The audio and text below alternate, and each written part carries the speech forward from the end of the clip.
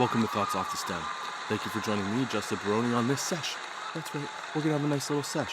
We're going to have a discussion. We're going to talk about the Charlie Kirk situation. Because I didn't know very much about this guy. The only instance that I'd had that I'd actively engaged in watching before the events of last week was him debating college students on the merit of Michael Jordan being the GOAT versus LeBron James being the GOAT. All of a sudden now he's this political dude. Now I get he's been doing this for a while.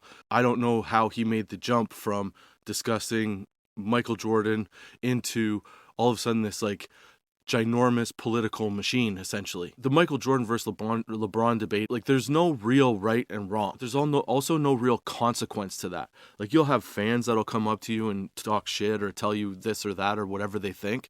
But on the political landscape, all of a sudden you have like an emotion, a real viable emotion that's attached to potentially somebody's life. I'm not attached to the fact that I think Michael Jordan is the greatest basketball player of all time, and you tell me that LeBron is. I'm not emotionally invested, or nor do I identify. My life isn't the. I don't identify my personality as being that. Whereas I think that with politics and religion, you have a lot of people that emotionally invest themselves and identify as being that thing. It's seated in a moral belief of conduct. And you start applying that moral belief of conduct into whatever your political leaning is. And then once you're invested in the politics of that, you end up turning around and trying to get your voice heard. And as you start to find that it's harder and harder to get your voice heard, you start to maybe spin some facts and spin some things that are more in your favor that get attention, right? So what I mean by that, what I'm trying to say by that is that a big portion of Charlie Kirk's debates were fueled by the understanding that he wanted somebody to prove him wrong. So he wanted to have an open discourse about the state of America and why the conservative side of things is a stronger belief or a stronger identity for the country than the liberal belief, right? I could be wrong, but I'm pretty sure that's it. And then that fuels this concept that I'm standing up for freedom of speech, right? But the undertones of your freedom of speech are based in religion, where a lot of people get invested to the point where it's black and white. There's no gray area of understanding. There's, I believe it's this way, and this is why it should be this way, and that's it. But his basis was prove me wrong. And I didn't see a lot of instances where it seemed that the people that he debated were actually when and if they proved him wrong, it didn't seem to resonate that was the case. The only real videos that I saw of him admitting a defeat in a debate was when he was talking to a deaf gentleman about some things that he had said about deaf people, and in that case, at the end, he basically said, "You know what? You're right. I was wrong. I shouldn't have done that." But that's about a personal choice of words and a miseducation on what a certain section of society is expecting, right? In terms of being integrated into the regular function of society. So with him, if he offended somebody, he would apologize. I don't think that he was a racist. I don't really think that he was a Nazi. I don't think any of that craziness. I think that that's a narrative that people just want to blanket to people when they say something that they don't necessarily agree with. I do think that he posed some things that really make him look bad, but everybody does. If you're in the public that often, you're eventually going to say something that not gets taken out of context, but you're going to say something that you believe that isn't well received, right? So there's a few snippets of things that he said where you're like, well, saying it like that, I can see why people would get this impression.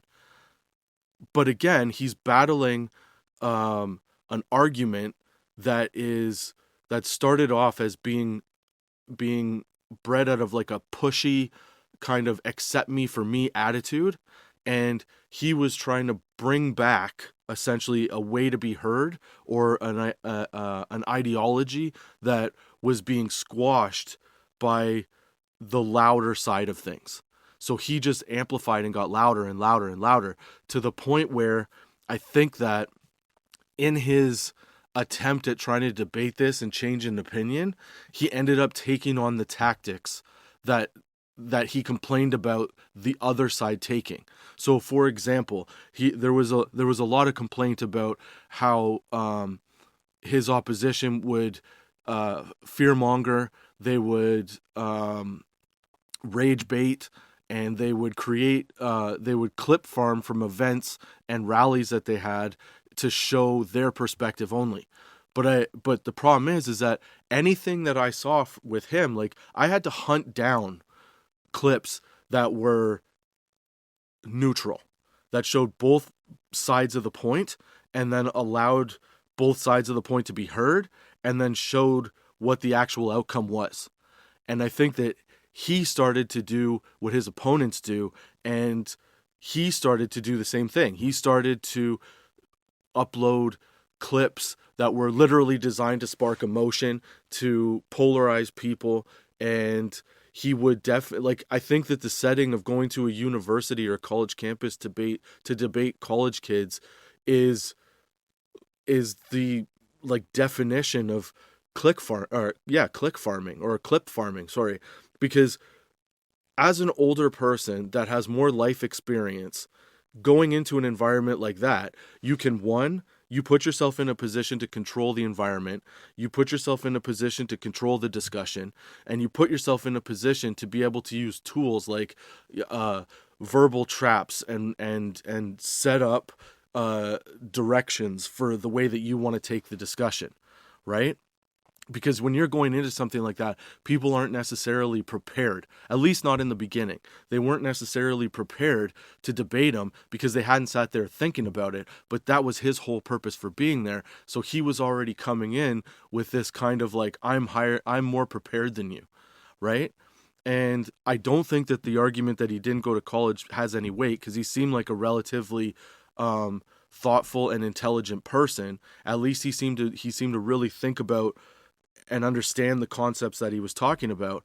But he definitely did, from time to time, cherry pick information to get his point across. Because there were a few instances where fact checkers and online poll systems, they basically debunked some of the things that he said. And within his own clips, you could see that the way that his clips were pointed were definitely to show him, in the majority of the time, winning the debate, which would obviously gain attention for the cause that he's speaking about, which would ultimately, take that rhetoric and try to get the younger generation to come to his side, which, to be honest, that's the goal of any belief system, is to try and get the majority of the population and the younger generation to follow that system so that it becomes prevalent and predominant as you get older, right? And then the people that work in that work and function in society adopt those rules, morals, and mannerisms, or whatever, and that becomes the normal way of life, right? So I don't really fault him for doing anything like that. What I fault him for is putting himself in an environment where he's more likely than not to be debating somebody that's less equipped to deal with the conversation that you're having. You can't have limited life experience and talk about all these political, religious, and moral concepts and expect an educated, thoughtful, well-understood reception to it, right? Or take on it with somebody that's even 4 years into college. You have to get out of college and get into the real world and start operating within the real world to really understand what and how things and what things work well, right? And I'm not saying one ideology is better than another, because there's some things that I agreed with him on, and there's other things that I definitely didn't agree with him on. So I really had this conflict when I was thinking about it, because like, I don't think that when you have a scenario like this, the hate and the response to the situation that happened with him was disgusting at first. You should never celebrate somebody's demise based on their words. There's no room in life for having someone's demise be the result of you disagreeing with their opinion, right? Like, I feel like we should all be able to agree on that. So whether you agreed with the guy's concepts, morals, ideas, ideology, whatever, there's no reason that this should have happened. The only reason that this happens is that potentially the person is so emotionally invested in a different way of thinking that they just can't take it anymore and they snap. That's what I think. And as far as something like this happening, I feel like anytime you're a public speaker, if you are polarizing a whole society and like intentionally trying to do so, because intentionally that's what he's doing. He's maybe not really trying to start a fight about it, but he has to recognize at some point that what he's doing is, and I'm not talking Charlie Kirk, I'm talking anybody that takes a stance on one side or the other. That person, he or she, has to understand that if they're polarizing a large society, the level of danger attached to that and being in public and discussing your views in public becomes a big problem, like a predominant issue. It's something that you need to be prepared for, right? Because you can't expect everybody just to be like, okay, because everybody's not like that. There's all kinds of different people out there that are taking on this information, and unfortunately, in a lot of those environments, you're not necessarily getting, the cream of the crop of society. You're getting people that want to argue, that want to fight, that are emotionally invested in the fight, so their emotion rises as their opinion rises, as your answers come up. There's a triggering effect that puts you in a greater sense, or a greater likelihood of danger, and direct danger, and ultimate imminent danger, I think. So I think that a part of what happened was, when he first started doing his debates, he was kind of easy about it. But I think that as he rose in the political landscape, he contributed to the potential for more and more danger, because he started to adapt a lot of the tactics that he was complaining about from the other side, which ultimately, in my opinion, just fires off an emotional response, right? And as we've seen time and time again, the more emotional people are and the more emotionally invested in these things people are, the more they become willing to go to extremes to define or win their point, right?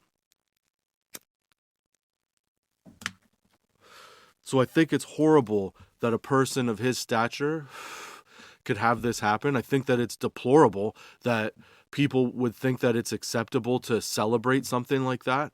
I think that it's disgusting that people are still trading clips on, oh, he was this. They're still trying to prove it online. All this is going to do ultimately is potentially create a larger divide between the two sides. And I think that this could really have a profound effect on how things happen going forward. Like, there's a good chance that a lot of civil unrest over time is going to come from this, because people on both sides aren't just going to go, oh, well, this happened. I mean, maybe we'll luck out and people will see the major issue with having something like this happen, and the major concerns of what the implications mean when something like this happens, because it's not just about the people involved or the sides that, you know, brought us to this point.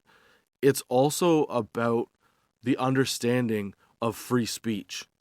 And as much as I don't think that anybody should ever be, like I said, be in danger for giving their opinion, right now in the landscape of life, that is a serious concern. Like, you should be worried now that you can't say what you think or what you want because something bad could happen to you.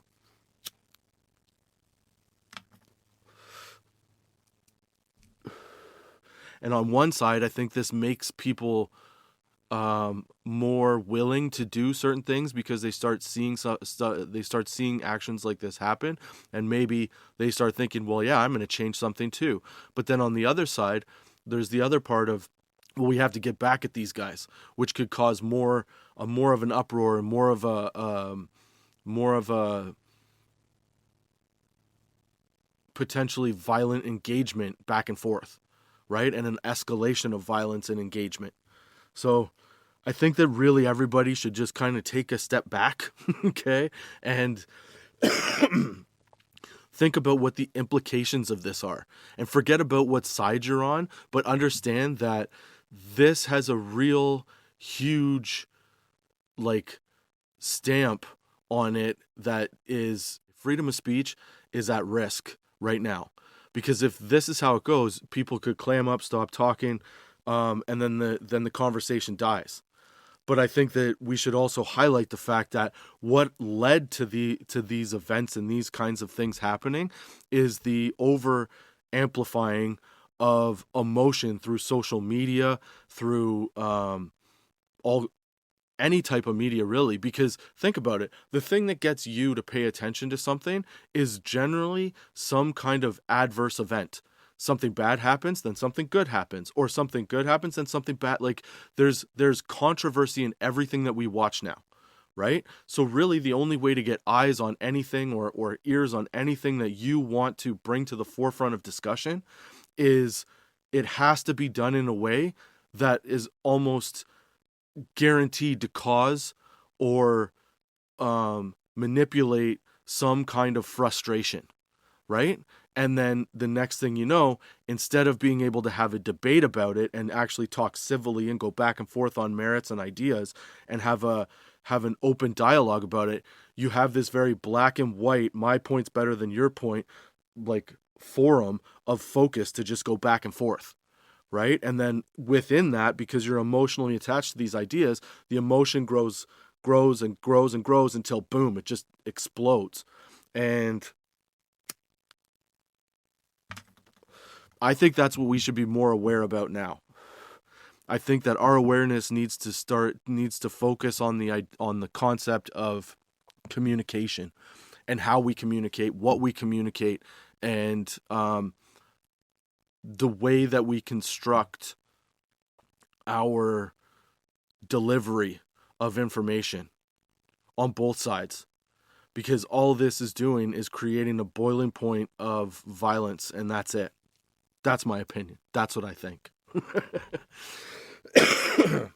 I know you're thinking like, oh yeah, a pothead could really tell me about Charlie Kirk. Listen, dude, we are some of the most political minded, or at least aware people on the planet, because a lot of stoners, potheads, weed smokers are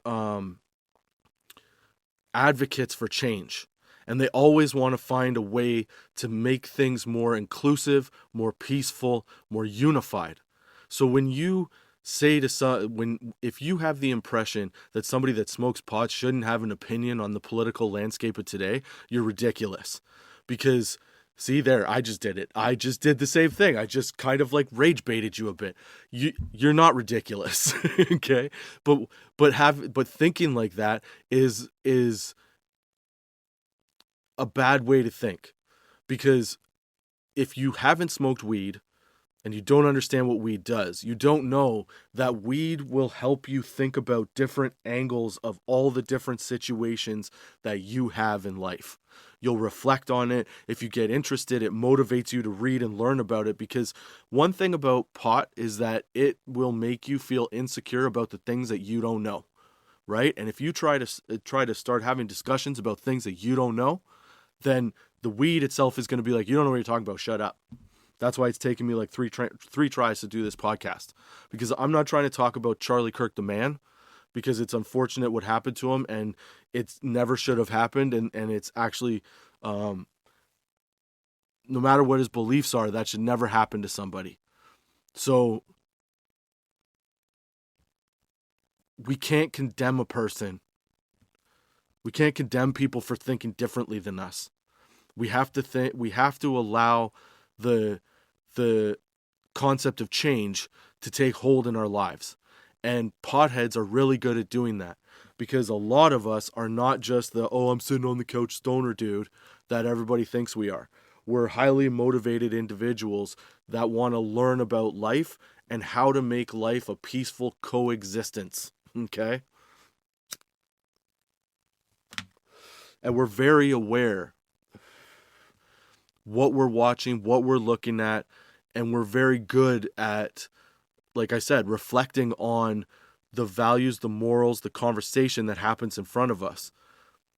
Because I think that the majority of potheads or stoners don't think I know everything about everything. They think I want to learn more about everything. That's what I think gives potheads the right to be able to, or stoners, whatever you prefer to be called, weed guy, okay, enthusiasts. I think that's what gives us the right to be able to have an opinion on the discussion, because I think the discussion is not about the individuals. I think the discussion is more about the actions of the individuals. And the actions of the individuals are the really telling part of what the disruptor is that's happening right now. Does that make sense? Because right now the disruptor is the fact that neither side can have a debate without emotionally being invested to the point where at some point you're going to scream and yell at the person and it's going to result in name calling, versus actually defining what any kind of statistic is, or really trying to understand what it is that we're talking about. Sometimes we just get caught up in wanting to explain the point and wanting to be right. And I think that on both sides, that's what happened here. Everyone wants to be right. But instead, I think that everybody needs to take a fucking breath and take a seat for a minute and just reflect on what this really means for freedom of speech and for communication in general. We can't get to the point that we're shooting people because they don't believe the things that you believe. That's not right. No matter who it is and what they're saying. If they're not physically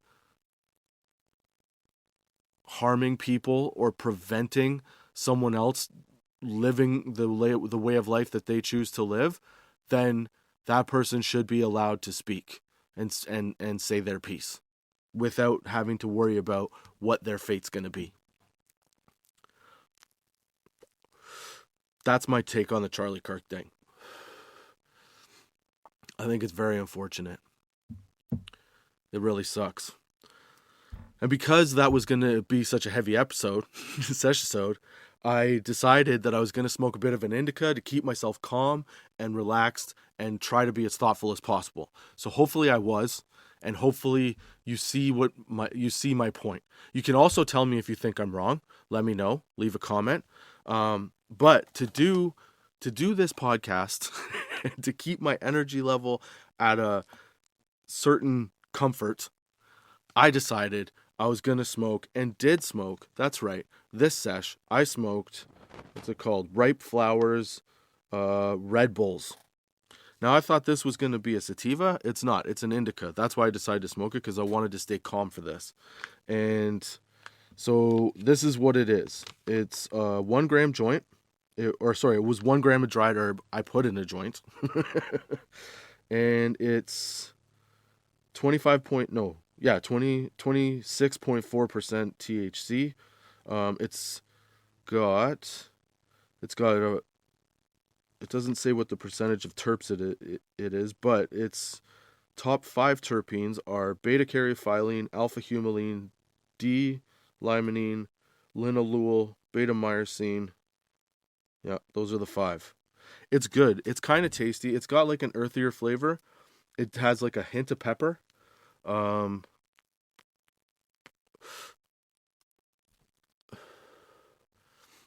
it's a good hearty smoke. It's got good mouthfeel. It tastes a little more smoke-like than flavorful. So that's why I say it tastes earthy. Because you know how sometimes you get like an earthy smoke and it's got like this underlying body where it feels like heavy in your mouth. This feels heavy, but you know what it's like? It's like a light cigar where you get a little flavor, but no, yeah, about a light cigar. The smoke's a little heavier than a light cigar, but the flavor is like a light cigar. That's what I'm trying to say. The effects are very calming. I just feel relaxed all over. I feel like if you did some sort of physical exercise and then came home and you just wanted to sit on the couch and zone out and watch TV, I feel like I could flat back it and lay down on the couch and just zone out. You know what I'm saying? After smoking this.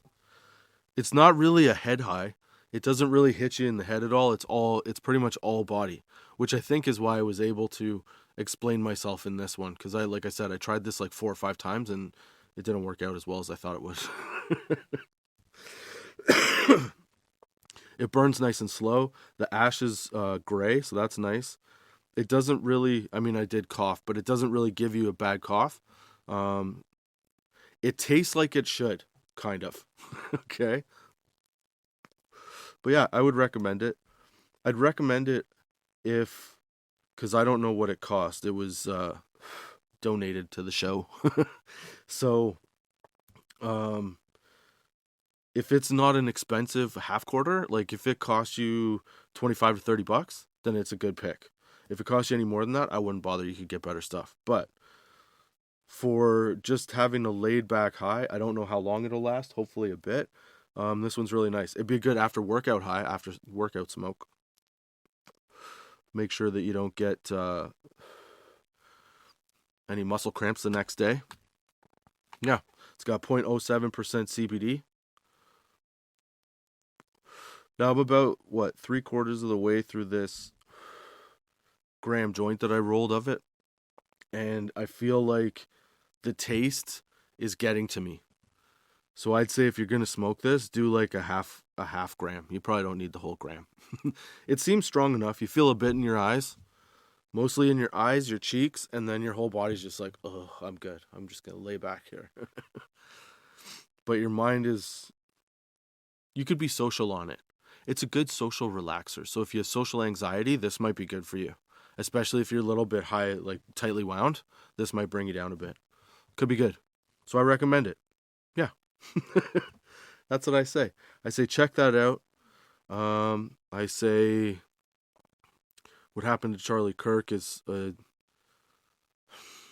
didn't need to happen.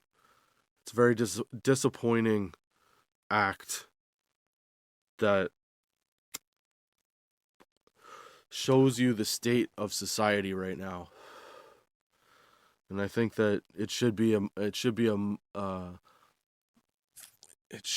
turning point in history to adjust how we're doing some things, because violence and aggression are becoming too familiar. I think we need more unity. And I think that that's what this incident should show us, is that that's what we need.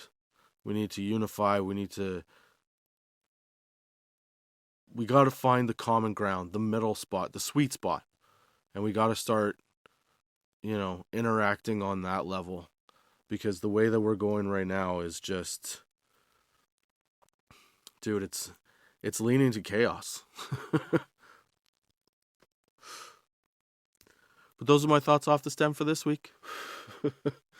Hope you enjoyed the sesh. I hope you come back next week. Thank you for joining me, Justin Barone, your friendly neighborhood pothead. Come back next week on Spotify and Google Podcasts, Apple Podcasts, iTunes, YouTube, Good Pods, Podchaser, Podbean, Pandora. Anywhere you get a podcast, really. It's out there. Check out tots420.com. You know what I'm going to do? So on tots420.com, I'm going to put up I had a chat with ChatGPT about what I was trying to find out about Charlie Kirk. So I'll put that whole conversation up so you can read it, because I think it was a fair discussion. And I think that, well, you look at it and you decide. Check out tots420.com. Okay? Subscribe to the channel if you made it this far. Let me know what you think of the episode. And yeah, until next time.